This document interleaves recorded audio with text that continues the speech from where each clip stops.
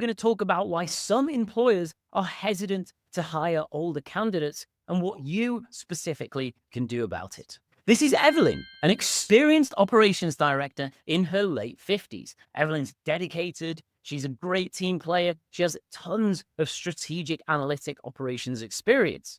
And she's had more than 25 years working in the same industry. Yet, after being laid off last year, she applied to more than 24 roles and heard absolutely nothing back.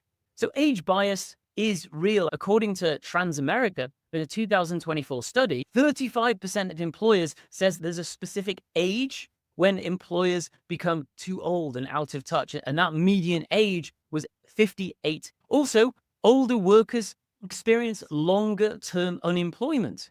27.4% of people aged 55 and over spent 27 weeks being unemployed, compared to only 20% of people that are under 55 for the same amount of time. And why does this happen? It might be that they expect a higher salary than an equally qualified person that's earlier on in their career. It might be a cultural fit. There's also a tech readiness bias and overqualification fears as well. Now, the interesting thing is that even though it's illegal to discriminate based on age, we all know it still happens. And the result of this is limited opportunities, slower hiring cycles, overlooked resumes for people who are otherwise incredibly well qualified. So the question is, what can you do about it if you're in this situation? Because you're not outdated, right? You just need a slightly different strategy to set yourself apart in a positive way from maybe people who are earlier on in their career than you are. So first of all, you can reposition your value, what you've implemented, the successes and accomplishments that you've had.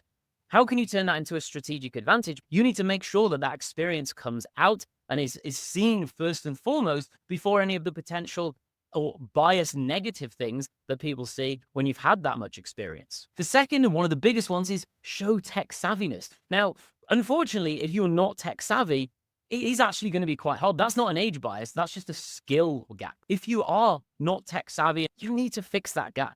One of the things that we tell our clients, it's so simple. But having an email address from AOL, for example, nobody has that unless you're over the age of about 45 or 50. So we tell our clients, hey, just set up a free Gmail account. Little things like that change that bias. They switch things in a positive way for you in the job search. Now, with a compensation issue, people are going to think, oh, maybe this person's overqualified. Maybe this person is going to expect too much money. Make sure you address that up front if you do have specific salary requirements. And then there's going to be no surprises down the line. And finally, use storytelling to make it clear that you thrive on new challenges, because that's what this is all about. Talk about things where you've had those experiences of technological transformation and why it's a positive that you've seen things move through the various stages. Show them how you've led new projects. You've been the driving force behind change, and that is going to reduce that bias even further. Now back to Evelyn. So Evelyn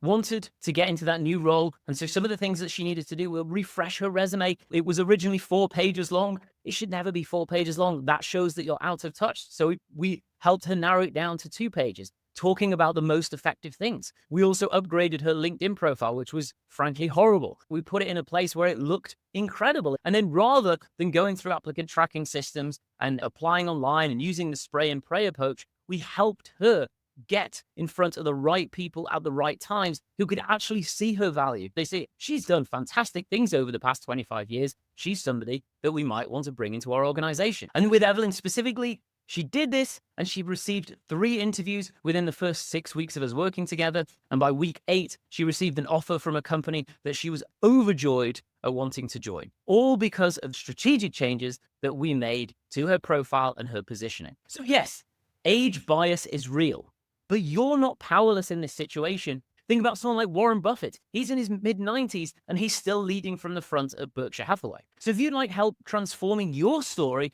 we can help with your positioning, your resume, your LinkedIn profile, and actually getting in front of the right people at the right time and being able to showcase your unique value so they see the real value that you can bring and are not convinced by biases that probably are not true. So go across to theambitiousexec.com and you can book a time to speak with one of the senior career advisors on my team, and he can show you exactly what we can do to help you with this process.